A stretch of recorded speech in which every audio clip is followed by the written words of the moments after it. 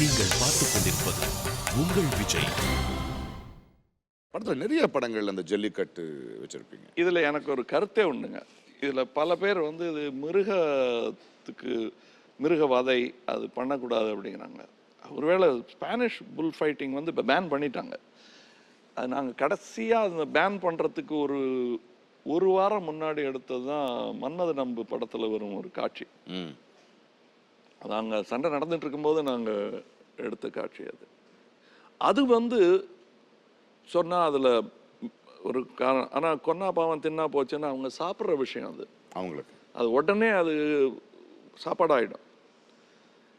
ஆனால் நம்முடைய ஜல்லிக்கட்டை பேன் பண்ணணும் அப்படின்ட்டு பல பேர் பேசிகிட்டு இருந்தாங்க. கோர்ட்டெல்லாம் கேஸ் நடந்தது. ஆனால் இன்றைக்கி நடந்துட்டு இருக்கு. அதில் ஒரு வித்தியாசத்தை சொல்லிக்கொள்ள கடமைப்பட்டு இருக்கிறேன்.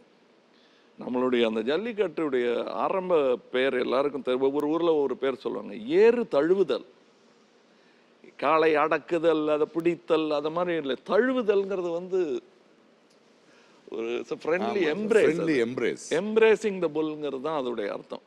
இது பேர்லயே தெரியுது, கொலை. ஆமாம், அந்த ஸ்பானிஷ் வேர்ட். ஆமாம். ஆனால் நம்ம இது வந்து அப்படி இல்லை. அது வந்து ஒரு வீர விளையாட்டு.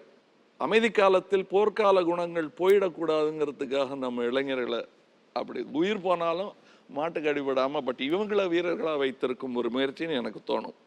அழகு குத்தி கொள்ளுதல், அமைதி காலத்தில் வேலை பார்த்து பயந்துடக்கூடாதுங்கிறதுக்காக இங்கே குத்திக்கிறது, இங்கே குத்திக்கிறது, இங்கே குத்திக்கிறது, இப்படி குத்துறது, அதெல்லாம் பண்ணும்போது அவனுக்கு அந்த ஒரு ஃபர்ஸ்ட் பிளட்டுன்னு சொல்லுவாங்க இல்லையா, அதை பார்த்து மிரண்டு ஓட மாட்டான். ஸோ இதை வந்து எனக்கு அதை பேன் பண்ணுறதில் ஒரு ஒப்புதல் இல்லை. நரபலி கொடுக்கறது, மாடு பலி கொடுக்கறது, ஆடு பலி கொடுக்கறது, அதெல்லாம் கூட தடுக்கணும். இது கூடாதுங்கிறது தான் என்னுடைய தாழ்மையான கருத்து. உங்களுடைய புரிதல் ரொம்ப இன்ட்ரெஸ்டிங்காக இருக்குது. ரொம்ப இன்ட்ரெஸ்டிங்கான விஷயம். நம்மளுடைய அந்த வீரத்தை, போர்க்காலம் இல்லை, இந்த மாட்டை பிளேடு வச்சு அறுத்துட்டாலோ இல்லை அதை கொம்பு ஒடிச்சு இல்லை இது பண்ணி அது வாழை பிடிச்சி முறுக்கி ஒடிச்சாலோ அதுக்கெல்லாம் ஒரு ஃபவுல் மாதிரி. அது மாட்டுக்கு அடிபடுறதை விட மனிதனுக்கு தான் அதில் அடிபடும். மாட்டுக்கு அடிபட்டதுன்னா தப்பாகவே பேசுவாங்க. அந்த மாட்டுக்காரனே சண்டைக்கு வந்துடுவான்.